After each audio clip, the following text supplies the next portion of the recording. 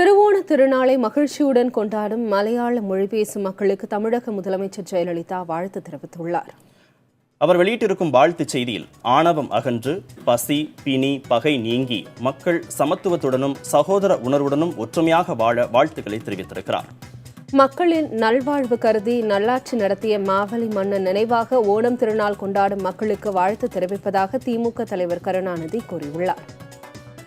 மக்கள் ஒவ்வொருவரும் இணக்கமாக வாழும் விழாவாக ஓணம் அமைய மத்திய இணையமைச்சர் பொன் ராதாகிருஷ்ணன் வாழ்த்துக்களை தெரிவித்திருக்கிறார்.